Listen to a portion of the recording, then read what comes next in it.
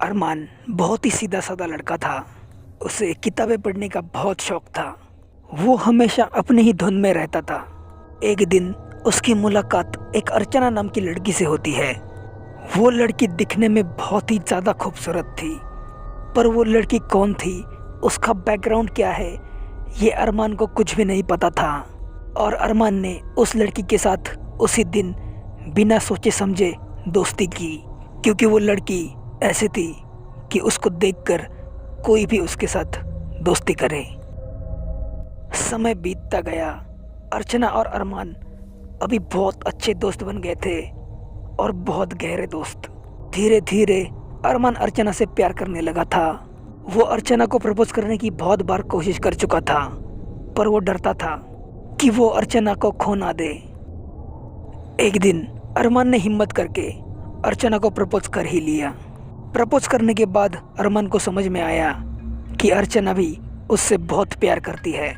उसके बाद वो दोनों एक दूसरे के और करीब आए।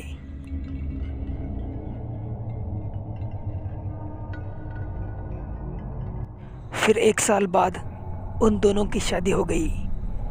उस वक्त अरमान बहुत खुश था, पर शादी की पहली रात को कुछ ऐसा हुआ जो बहुत ही ज़्यादा इम्पॉसिबल था। शादी की पहली रात को अरमान के साथ जो हुआ, ऐसा कभी किसी के साथ होना नहीं चाहिए। उस रात को अर्चना ज़रूरत से ज़्यादा ही खुश लग रही थी।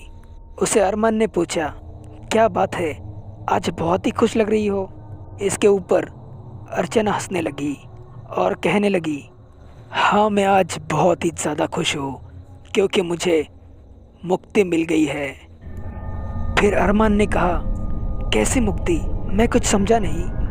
दरअसल मरने के बाद मुझे श्राप दिया था कि मैं एक चुड़ैल बनकर ऐसे ही भटकती रहूंगी, और जब तक मेरी किसी इंसान से शादी नहीं होती तब तक मुझे मुक्ति नहीं मिलेगी। और आज मेरी शादी हो गई और मुझे थोड़ी ही देर में मुक्ति मिलने वाली है। ये बात सुनकर राहुल ने पूछा, क्या हुआ था तुम्हारे साथ। उसके बाद अर्चना ने राहुल को अपनी कहानी सुनाना शुरू किया। एक लड़की थी जिसका नाम अर्चना था। वो बहुत ही ज़्यादा घमंडी और जिद्दी थी। वो हमेशा गुस्से में रहती थी। बचपन से वो जो भी चाहती थी वो उसे मिल ही जाता था। अगर उसके पसंद की कोई चीज़ उसे ना मिले तो वो कुछ भी करके उस चीज़ को पा लेती थी। एक दिन अर्चना कहीं घूमने के लिए बाहर जा रही थी। उसके गाड़ी की स्पीड बहुत ही ज़्यादा थी। तभी अचानक एक बच्चा गाड़ी के सामने आता है। गाड़ी की स्पीड ज़्यादा थी, इसलिए अर्चना टाइम पर ब्रेक नहीं लगा पाई और बच्चे का एक्सीडेंट हो गया। उस एक्सीडेंट में उस बच्चे की मौत हो जाती है। वो बच्चा एक तांत्रिक का होता है। वो तांत्रिक बहुत ही ज़्यादा शक्तिशाली और ख़तरनाक था। बच्चे की मौत से वो बहुत ही ज़्यादा गुस्सा हो गया था। अर्चना उससे समझा रही थी, पर उसने अर्चना की एक ना सुनी और गुस्से में उसने अर्चना को श्राप दे दिया कि वो कुछ ही देर बाद एक भयानक चुड़ैल बन जाएगी जो लोगों का खून पी जाती है। ये बात सुनकर अर्चना को बहुत ही बड़ा धक्का लगता है। अर्चना ने कभी सोचा नहीं था कि उसकी ये जिद, गुस्सा और घमंड उसको बहुत ही ज़्यादा भारी पड़ने वाला है। उस तांत्रिक ने अर्चना को बहुत ही खतरनाक श्राप दिया था।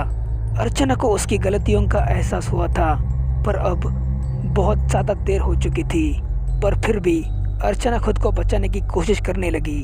वो रोने लगी और गिड़गिड़ाने लगी। वो उस तांत्रिक से माफ़ी मांगने लगी। वो तांत्रिक बहुत ही दयालु था, इसलिए उसने कहा, मैं ये श्राप वापस तो नहीं ले सकता, पर फिर भी तुम्हें इससे मुक्त करने का उपाय बता देता हूँ। अगर तुम किसी इंसान के साथ शादी करोगी तभी ये श्राप टूटेगा और तुम्हें मुक्ति मिलेगी, और अगर ऐसा नहीं हुआ तो तुम ऐसे ही चुड़ैल बनकर भटकती रहोगी, लोगों के खून पीते रहोगी। अर्चना को उसकी किए की सज़ा मिल गई थी, पर उसका श्राप टूटने का उसे एक उपाय मिल गया था। उसके बाद 6 साल तक उसने बहुत लड़कों के साथ शादी करने की कोशिश की थी, पर वो हर कोशिश में नाकाम रही। 6 सालों से जो लड़का अर्चना से शादी करने के लिए मना करता है, उस लड़के को वो मार देती है और उसका खून पी जाती है। और वो जितना खून पी जाती है उतना वो और खूबसूरत हो जाती है। 6 साल के बाद अर्चना ने एक अरमान नाम के लड़के को अपना शिकार बनाया। पहले तो अर्चना ने उसके साथ अच्छी खासी दोस्ती की, फिर उसने प्यार किया और उसके बाद उससे शादी भी कर ली। और अब अर्चना अपने शराब से पूरी तरह से मुक्त है। अब थोड़ी ही देर बाद अर्चना को मुक्ति मिलने वाली है। अर्चना की ये कहानी सुनकर राहुल उससे कहने लगा, इतना बड़ा धोखा तुमने सिर्फ मेरा इस्तेमाल किया मुक्ति लेने के लिए। उसके बाद अर्चना ने कहा, नहीं, मैंने ज़रूर ये मुक्ति पाने के लिए किया है, पर मेरा प्यार झूठा नहीं है। मैं तुमसे प्यार अभी भी करती हूँ। धरती पर इंसान और चुड़ैल एक साथ नहीं रह सकते, इसलिए मैं तुम्हें यहाँ से ले जाऊंगी अपनी दुनिया में। ऐसा कहकर अर्चना अरमान को मार देती है और वहीं पे अरमान की मौत हो जाती है। और फिर अर्चना उसकी आत्मा को लेकर वहाँ से आसमान की तरफ चली जाती है।